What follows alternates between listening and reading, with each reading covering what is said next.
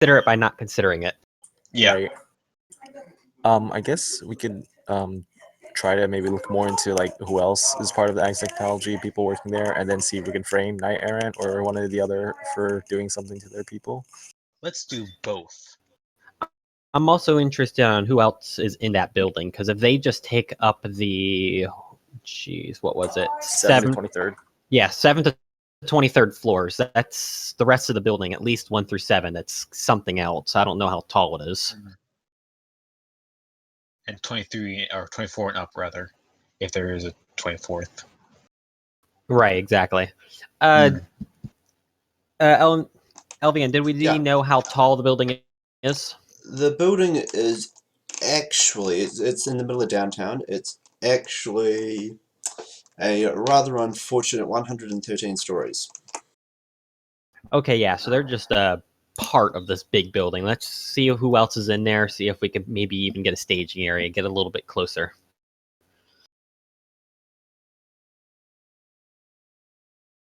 I will look on the Matrix really quick and see if it's publicly available. Who else is in that building?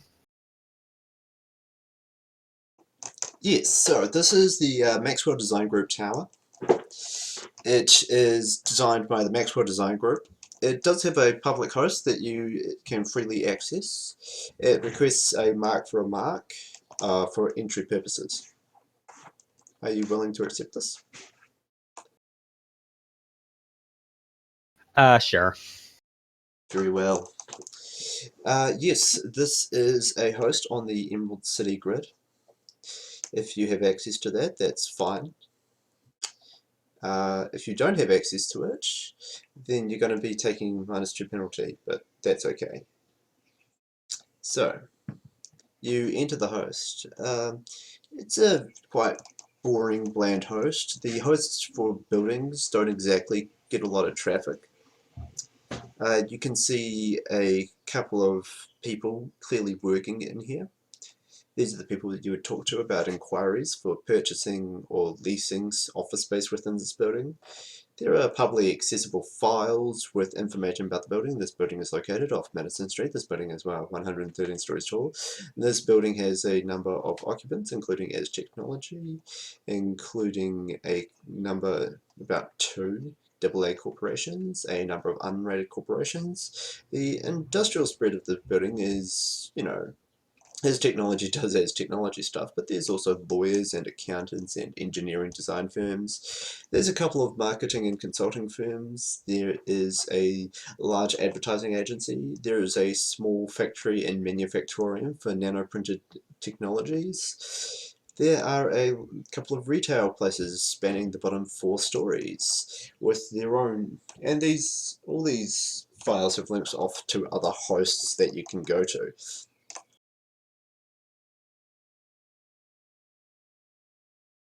Okay, so it looks like your average commercial office building with Aztechnology inside. Very much. It's, it doesn't look out of place for any of this to be in existence.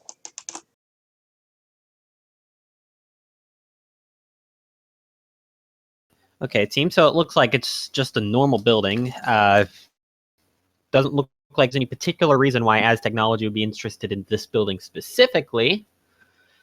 I'm going to go ahead and think that our Toby character, he looked like a good company man, so I don't think that Aztechnology would have taken him out themselves. I'm more willing to bet that whoever hired us eliminated him as an attempt to get Aztech to back out. That's a possibility, but I'm not sure. Is there any way to find like his information on his missing periods? Like that's the most weirdest part. Yeah, that's why I'm more suspicious about him than most other stuff at the moment. If we want to kill a couple more hours, I could look into that a little bit deeper, see if I can dig anything up. I'm just wondering because it feels like he doesn't have any contacts or relationships or anything. So like, does he even have any like friends or people who can talk to people and ask about him?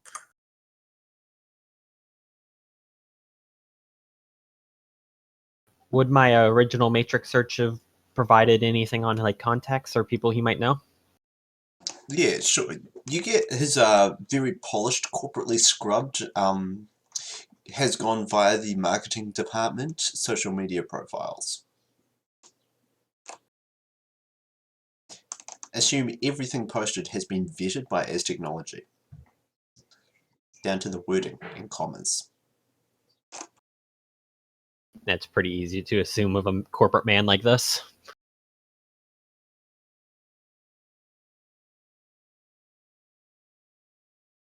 Do we have any names or any whatever of acquaintances or people he worked with?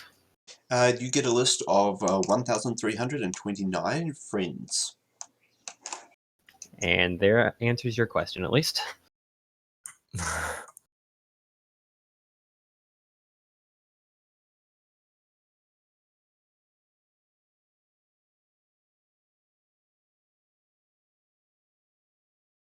Well, we have 3 days, right? We could probably take some time to look into it more deeper because it might be important.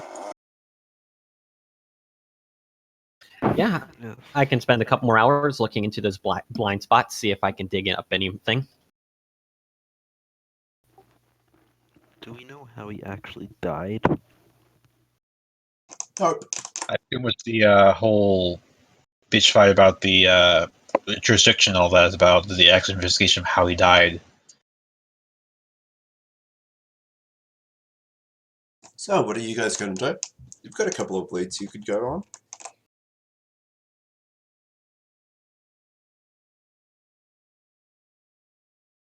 All right, we have the why did the Aztec Corp mana die? We have why are they interested in this building? Let's see. Where Toby has been in these blind spots.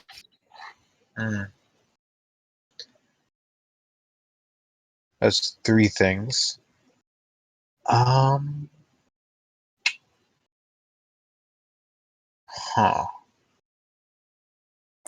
I think I'll try and hook up with one of my Talismonger or my. Let me check on. Actually, I'd probably set them out. Quick You mean question. Boris Marcus? Yeah, I don't know if he even gets a knowledge skill at the connection. Might. If he's a legwork contact, he gets 4 knowledge skills. He's a Talismonger. Oh, if he's a gear contact, then let me check. Because I might give him the bonus power of. Gear contacts get 2 knowledge skills and 1 bonus power at connection 3. Okay, 3. I'll go ahead and write that down.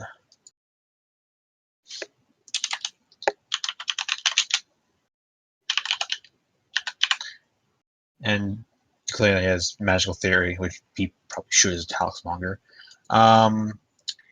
And I can ask him about why they could be interested in this area and what would make things all off kilter like this, like geomancy or like I really have a little bit of depth in this whole thing. I don't know a lot about magic, but maybe blood magic? Yeah, Is possibly. Aztec. Yeah, okay, so memo. For auditory shorthand, this is more or less Marcus from Borderlands. Yeah, so Or Talismonger. so this guy comes back to you. Well, you see, if you're looking at a large-scale astral disturbance, then you got to bring up some large mana workings. Did you check if this place is located over a ley line? I mean, that's the kind of thing that you could use to power any kind of large-scale mana workings. Now, it's not specifically blood magic or geomancy, but you do know that large-scale mana workings will distort the local astral, induce a background count, that sort of thing. If there's an astral twist, then, well, could be something like that is going on. So even just using the ley line as power can warp the astral around it. Oh, definitely. Okay. Do you have an address think- for this guy?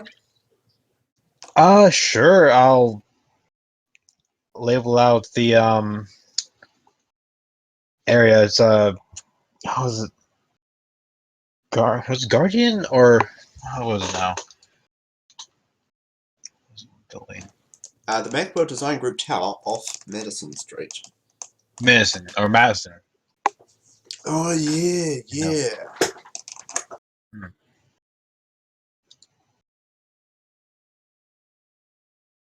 Yeah, there's a significant updwelling located about there. It's actually a plume-style ley line. It doesn't actually go anywhere. It just comes out of the magical core of the earth and wells up under there. Most So of like downtown could pull on it pretty closely. But yeah, that exact place. It's off to one side, but it's close enough to draw on. it's like a magical geyser. Yeah, sort of like that. Good to know. Still getting my bearings on this whole astral perception thing. Yeah, thank you very much. No, that's cool. I'll be sure to grab a folk air or two when I come by next time. Good to know. Mm-hmm. Alright, with that, moving along. Okay. I'll deny the results over to the team. Apparently they're using it as some sort of mana power source, but still leaves a question as to what are they powering? Even more importantly, how do we get them to stop and abandon the building? Well, the idea is if we manage to screw up what they're there for, they don't have any reason to be there anymore. Therefore, possibly pack up and leave. That is possible. I don't know about all that magic mumbo jumbo, but I mean, if that's something that you think we can do, it's definitely an option.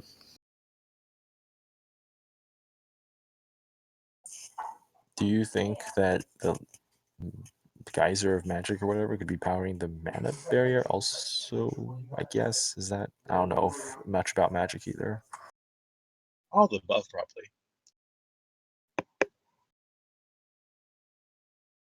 I still feel like that anchored spells can be set to drop some on ley lines and all that.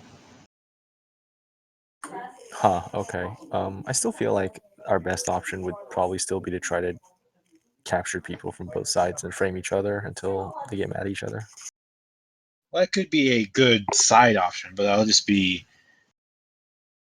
running interference for the main bit of it. Maybe making them a little bit on edge and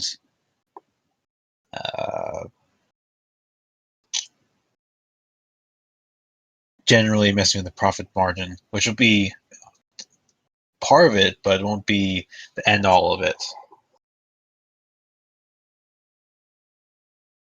Cool. So what are you guys going to do now? It's about 4 p.m. on Tuesday.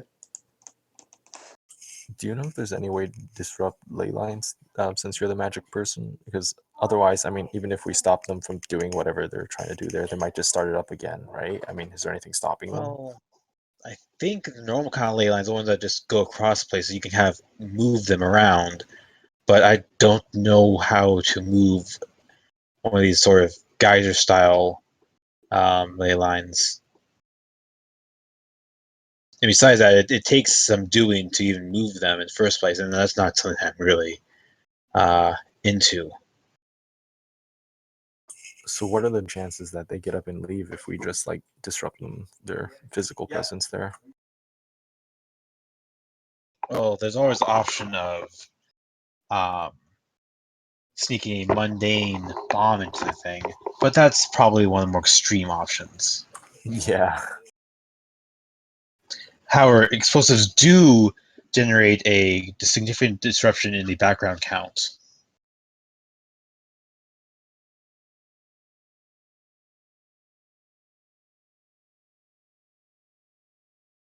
So, what are you guys going to do?